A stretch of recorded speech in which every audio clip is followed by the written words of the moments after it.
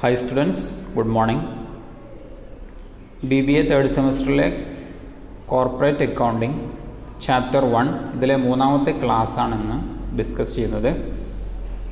Financial statements എന്താണെന്ന് കഴിഞ്ഞ ക്ലാസ്സുകളിൽ നമ്മൾ ഡിസ്കസ് ചെയ്തു. Financial statements are prepared for decision making. Financial reporting is the communication of financial statements to external users including investors, suppliers, government agencies and public at large. ഒരു കമ്പനിയുടെ financial statements, അതായത് profit and loss statement, balance sheet, ഇത് രണ്ടും prepare ചെയ്യുന്നത് പുറമേയുള്ള ആളുകൾക്ക്, അതായത് ബിസിനസ്സിന് പുറത്തുള്ളവർക്ക് ബിസിനസ്സിൻ്റെ വിവരങ്ങൾ കൈമാറാനാണ്. ഉദാഹരണം ഇൻവെസ്റ്റേഴ്സ്, സപ്ലയേഴ്സ്, ഗവൺമെൻറ് ഏജൻസീസ്, ഇതൊക്കെ പുറമേയുള്ളവരാണ്. അപ്പോൾ ഇവർക്കൊക്കെ ബിസിനസ്സിൻ്റെ വിവരങ്ങൾ കമ്മ്യൂണിക്കേറ്റ് ചെയ്യുക എന്നുള്ള ഉദ്ദേശത്തിലാണ് ഫിനാൻഷ്യൽ റിപ്പോർട്ടിംഗ് നടത്തുന്നത്. അപ്പോൾ ഒരു കമ്പനിയുടെ ഫിനാൻഷ്യൽ സ്റ്റേറ്റ്മെൻറ്റ് പ്രിപ്പയർ ചെയ്യുന്ന സമയത്ത് ഫോളോ ചെയ്യേണ്ട ചില റൂളുകളുണ്ട്. ഇതിനെ നമുക്ക് ഗ്യാപ്പ് എന്ന് പറയാം. എന്താണ് gap? Generally accepted accounting principle, GAAP അഥവാ gap, generally accepted accounting principles എന്ന് പറഞ്ഞാൽ it includes certain principles, conventions and rules accountants follow in recording, classifying and summarising transactions and in the preparation of financial statements. ഒരു accountant financial statement prepare ചെയ്യുന്ന സമയത്ത്, അപ്പോൾ accounting record ചെയ്യുന്ന സമയത്ത്, അതായത് transaction record ചെയ്യുന്നു, ക്ലാസിഫൈ ചെയ്യുന്നു, summarise ചെയ്യുന്നു, ഈ എല്ലാ ഘട്ടത്തിലും, അത് അവസാനം ഫിനാൻഷ്യൽ സ്റ്റേറ്റ്മെൻറ്റ് പ്രിപ്പയർ ചെയ്യുന്ന ഘട്ടത്തിൽ പോലും ഫോളോ ചെയ്യേണ്ട ചില പ്രിൻസിപ്പിളുകളും കൺവെൻഷനെയുമാണ് നമ്മൾ എന്ത് പറയുന്നത്, ഗ്യാപ്പ് എന്ന് പറയുന്നത്. അപ്പോൾ ഓരോ രാജ്യത്തും ഗ്യാപ്പ് ഉണ്ടാവും. These principles are developed by professional accounting bodies like ICAI, AICPA. ഒരു സുപ്രീം ബോഡി ആയിരിക്കും. അപ്പോൾ ഇന്ത്യയിൽ ICAI നിങ്ങൾ കേട്ടിട്ടുണ്ടാവാം, institute of chartered accountants of India. അതുപോലെ American institute of certified public accountants അമേരിക്കയിലുള്ള ബോഡിയാണ്. ഇന്ത്യയിലുള്ള ബോഡിയാണ് ICAI. ഇതുപോലെയുള്ള ബോഡികളാണ് ഗ്യാപ്പ് രൂപീകരിക്കുന്നത്. ഇനി ഗ്യാപ്പിൽ എന്തൊക്കെയാണ് വരുന്നത്? ഗ്യാപ്പ് എന്ന് പറയുന്നത്, ഞാൻ ഒന്നുകൂടെ പറയാം, ഒരു അക്കൗണ്ടിങ് പ്രക്രിയ നടത്തുന്ന സമയത്ത് അക്കൗണ്ടൻറ്റ് ഫോളോ ചെയ്യേണ്ട റൂളുകളാണെന്ന് ചുരുക്കി പറയാം. ഇപ്പോൾ ഗ്യാപ്പിൽ വരുന്നത് 4 എലമെൻ്റാണ്, 4 elements. First one accounting assumptions, second one accounting principles, third one modifying principles, and fourth one accounting standards. അപ്പോൾ ഈ 4 എലമെൻ്റ് കൂടിയതാണ് നിങ്ങൾക്ക് അക്കൗണ്ടിങ് സ്റ്റാൻഡേർഡ് മാത്രമാണ് ഞാനിപ്പോൾ ഫോളോ ചെയ്യുന്നത്. ബാക്കി 3 കാര്യങ്ങളും നിങ്ങൾ +1 പഠിച്ചിട്ടുണ്ടാവാം. ഇപ്പോൾ accounting assumptions, accounting principles, modifying principles and accounting standards, ഈ 4 എലമെൻറ്റുകളാണ്, ഘടകങ്ങളാണ് ഗ്യാപ്പിൽ വരുന്നതെന്ന് ഓർത്തിരിക്കുക. അപ്പോൾ എന്താണ് അക്കൗണ്ടിങ് സ്റ്റാൻഡേർഡ്? അതിനെക്കുറിച്ചാണ് നമ്മൾ പറയാൻ പോകുന്നത്. Every profession develops a body of knowledge consisting of principles which are considered as standard to be attained. എല്ലാ പ്രൊഫഷനും ചില പ്രത്യേക പ്രിൻസിപ്പിളുകൾ ഫോളോ ചെയ്യും, തത്വങ്ങൾ ഫോളോ ചെയ്യുന്നു. അത് ഫോളോ ചെയ്താൽ മാത്രമേ അവരുദ്ദേശിക്കുന്ന ആ പ്രൊഫഷൻ എന്തുണ്ടാവുള്ളൂ, ഒരു സ്റ്റാൻഡേർഡ് ഉണ്ടാവുള്ളൂ. അതുപോലെ അക്കൗണ്ടിങ്ങിനും ഒരു സ്റ്റാൻഡേർഡ് ഉണ്ടാവണമെങ്കിൽ ചില പ്രത്യേകമായ പ്രിൻസിപ്പിളുകൾ, തത്വങ്ങൾ ഫോളോ ചെയ്യണം. അപ്പോൾ in India the institute of chartered accountants of India has developed accounting standard based on generally accepted accounting standards to be used in preparation of financial statement. Financial statement prepare ചെയ്യുന്ന സമയത്ത് follow ചെയ്യേണ്ട കുറച്ച് സ്റ്റാൻഡേർഡുകൾ institute of chartered accountants of India prepare ചെയ്തിട്ടുണ്ട്. ഇപ്പോൾ ഇന്ത്യയിലെ accounting കാര്യങ്ങൾ നിയന്ത്രിക്കുന്ന ഏറ്റവും സുപ്രീം ബോഡിയാണ് ICAI, institute of chartered accountants of India. ICAIയുടെ കീഴിലുള്ള ഒരു ബോർഡാണ് അക്കൗണ്ടിംഗ് സ്റ്റാൻഡേർഡ് ബോർഡ്. എന്തിനാണ് അക്കൗണ്ടിംഗ് സ്റ്റാൻഡേർഡ് ബോർഡ് ക്രിയേറ്റ് ചെയ്തത്? അക്കൗണ്ടിംഗ് സ്റ്റാൻഡേർഡ് ഉണ്ടാക്കുക എന്നുള്ള ഉദ്ദേശത്തിലാണ് അക്കൗണ്ടിംഗ് സ്റ്റാൻഡേർഡ് ബോർഡ് രൂപീകരിച്ചിട്ടുള്ളത്. ഇപ്പോൾ അക്കൗണ്ടിംഗ് സ്റ്റാൻഡേർഡ് അത് ചേഞ്ച് ചെയ്തുകൊണ്ടേയിരിക്കും, കാലങ്ങൾക്കനുസരിച്ച് അത് മാറ്റിക്കൊണ്ടേയിരിക്കും, ആഡ് ചെയ്യും, കുറേ സ്റ്റാൻഡേർഡുകൾ ഡിലീറ്റ് ചെയ്യാം. Standards are being changed, added and deleted with passage of time. ഇനി ഇപ്പോഴത്തെ സിറ്റുവേഷനൊക്കെ മാറി. Globalisation and international business has made business to cross national borders. ഇന്നത്തെ ബിസിനസ് സിറ്റുവേഷനൊക്കെ മാറി, ഇൻ്റർനാഷണൽ ബിസിനസ് വന്നു, അതുപോലെ ഗ്ലോബലൈസേഷനൊക്കെ വന്നതോടുകൂടി അക്കൗണ്ടിംഗ് സ്റ്റാൻഡേർഡിലും മാറ്റം വരേണ്ടതായിട്ട് വന്നു. എന്ന് പറഞ്ഞാൽ need for global language four financial reporting. Financial reporting നടത്താൻ ഒരു ഗ്ലോബൽ ലാംഗ്വേജ് അത്യാവശ്യമായിട്ട് വന്നു. എന്ന് പറഞ്ഞാൽ അമേരിക്കയിലുള്ള US ലോസ് ഉപയോഗിച്ചാണ് അക്കൗണ്ടിംഗ് പ്രക്രിയ ആ രാജ്യത്ത് നടത്തിയത്. അപ്പോൾ അവിടെ profit, if the profits are computed as per US accounting laws, the profits are rupees $100 billion. $100 billion. Okay. If the same profits are computed using UK accounting laws, the profits may turn out to say $50 billion.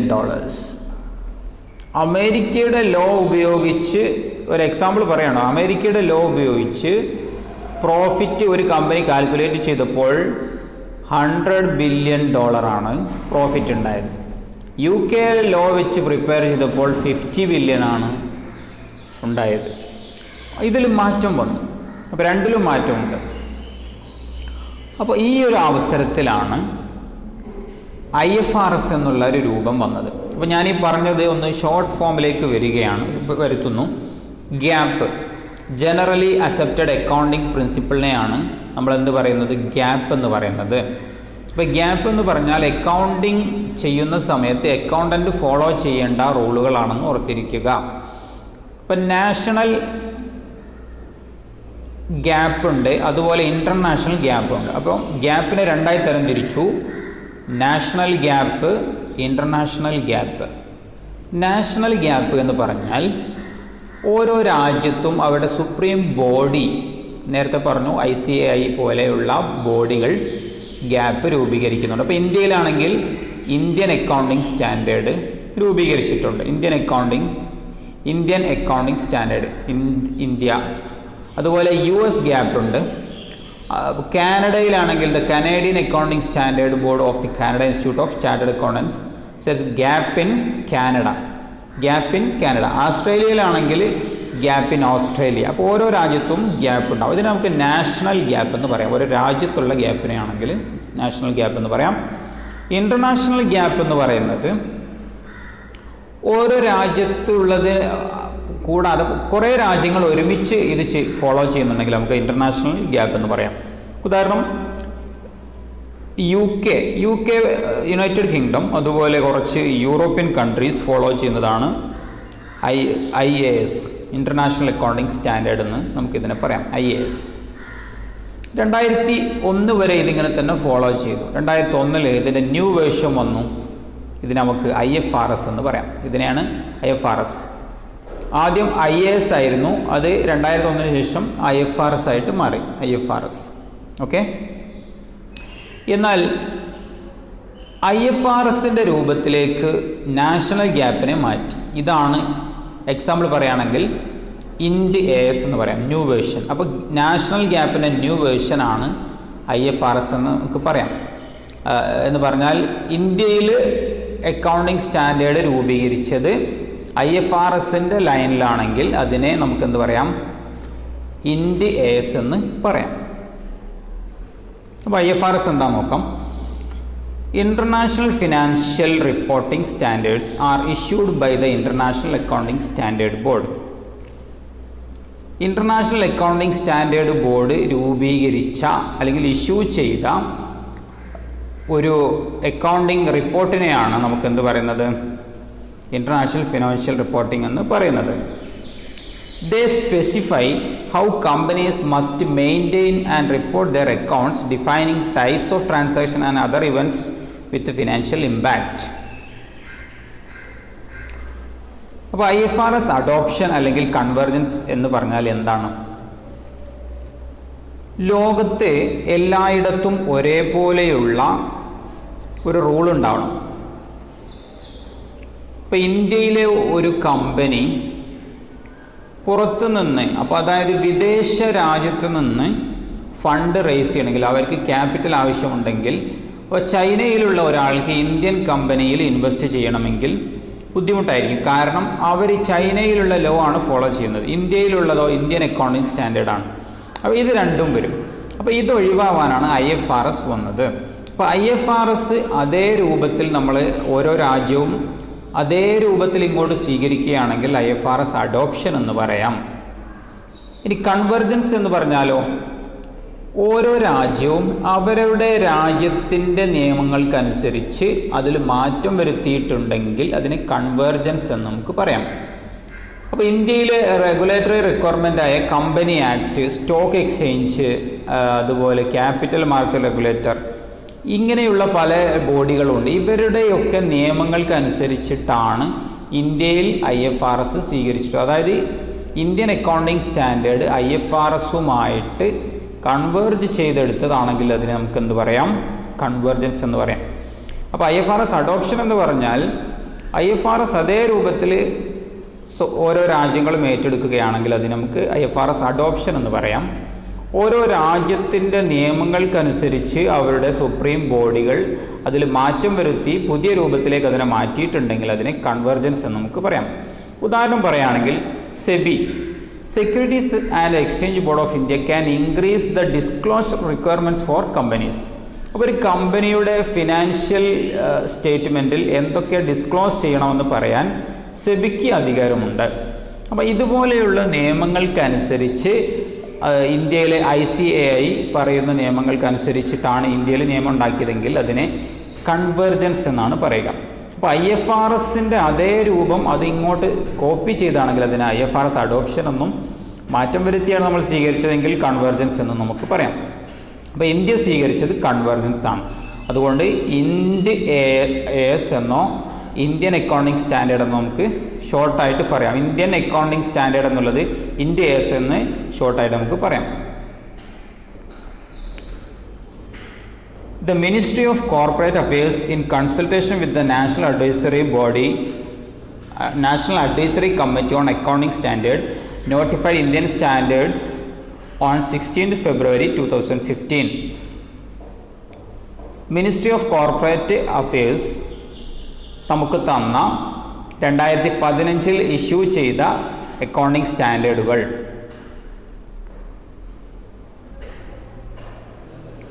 അത് corresponding ആയിട്ട്, അതായത് Indian accounting സ്റ്റാൻഡേർഡിന് corresponding ആയിട്ട് IFRSൽ ഏത് വരുന്നു എന്ന് നമുക്ക് നോക്കാം. 39 സ്റ്റാൻഡേർഡുകളാണ് ഇപ്പോൾ നിലവിലുള്ളത്. ഞാൻ നേരത്തെ പറഞ്ഞു, കുറേ സ്റ്റാൻഡേർഡുകൾ സ്വീകരിക്കും, കുറേ സ്റ്റാൻഡേർഡുകൾ ഒഴിവാക്കും, അങ്ങനെയൊക്കെയാണ് ഉണ്ടാവുക.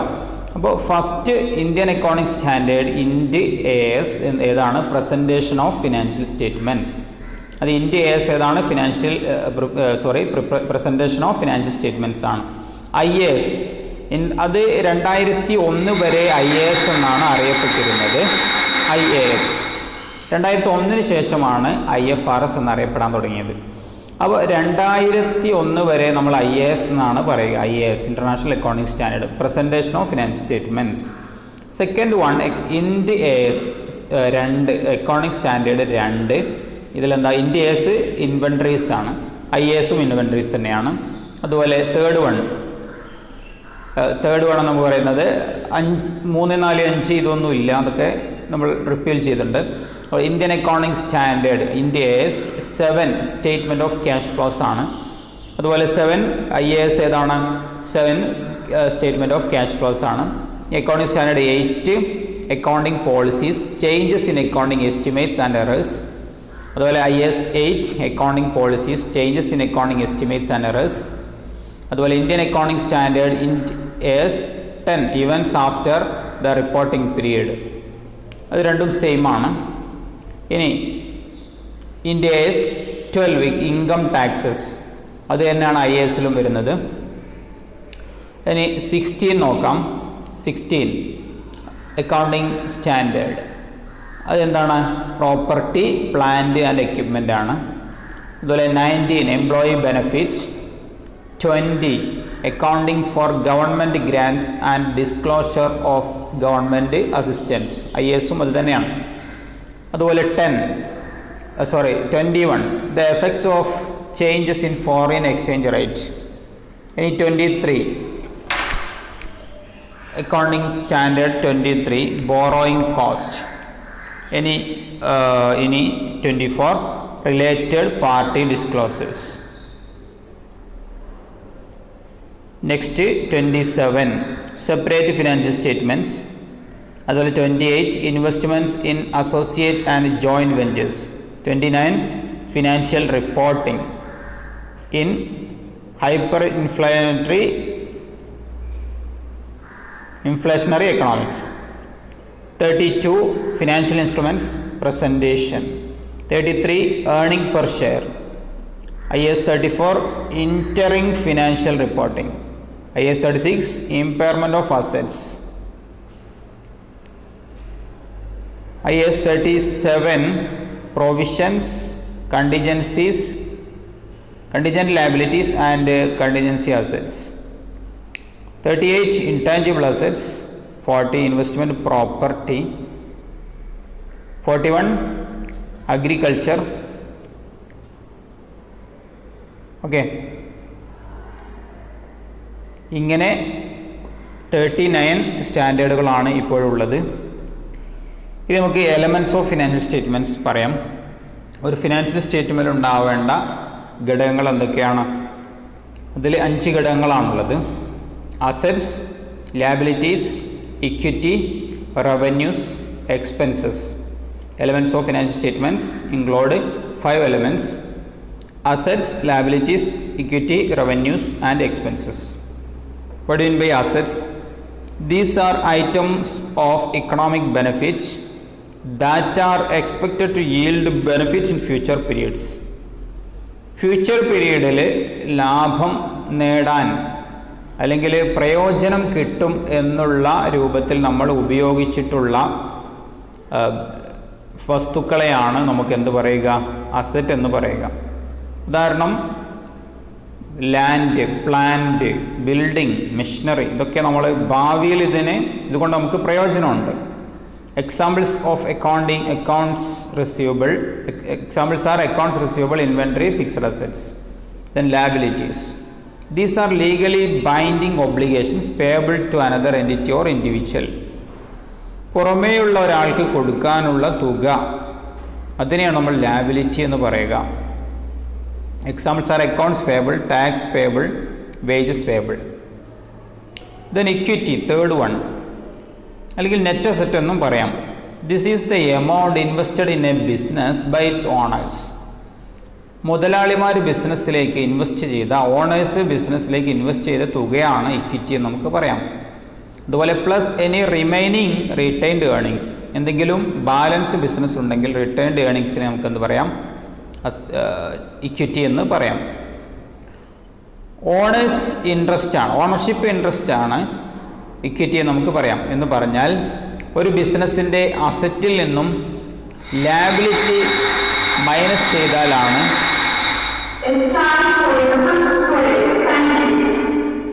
ഒരു ബിസിനസ്സിൻ്റെ അസറ്റിൽ നിന്നും ലയബിലിറ്റി മൈനസ് ചെയ്യുമ്പോഴാണ് ഇക്വിറ്റി നമുക്ക് ലഭിക്കുക. അത് ക്യാപിറ്റലിന് തുല്യമായിരിക്കും. റവന്യൂ എങ്കിൽ വരുമാനം നമുക്ക് പറയാം. This is an increase in assets or decrease in liabilities caused by the provision of service or products to the customers. കസ്റ്റമേഴ്സിന് പ്രൊഡക്റ്റോ സർവീസോ നൽകുന്നതിലൂടെ അസറ്റ് ഇൻക്രീസ് ചെയ്യുകയോ ലയബിലിറ്റി കുറയുകയോ ചെയ്യുന്നതിനെയാണ് റവന്യൂ എന്ന് നമുക്ക് പറയാം. Expense, this is the reduction in value of an asset as it is used to generate revenue. ലാഭം നേടുക അല്ലെങ്കിൽ വരുമാനം നേടുക എന്നുള്ള ഉദ്ദേശത്തിൽ എന്തെങ്കിലും തുക നമ്മൾ ചെലവഴിക്കേണ്ടി വന്നാൽ അതിനെ നമുക്ക് എക്സ്പെൻസ് എന്ന് പറയാം. ഒന്നുകിൽ അത് അസറ്റ് കുറയായിരിക്കാം, reduction value of assets. Example നോക്കൂ, ഇൻട്രസ്റ്റ് എക്സ്പെൻസ്, നമ്മൾ ഇൻട്രസ്റ്റ് കൊടുക്കുന്നു, അപ്പോൾ അസറ്റ് കുറയുന്നു, ക്യാഷ് എന്നുള്ള അസറ്റ് കുറയുന്നു. കോമ്പൻസേഷൻ എക്സ്പെൻസസ്, ഇതൊക്കെയാണ് ഇതിൽ വരുന്നത്. വീഡിയോ ഇഷ്ടമായെങ്കിൽ ലൈക്ക് ചെയ്യുക, സബ്സ്ക്രൈബ് ചെയ്യുക.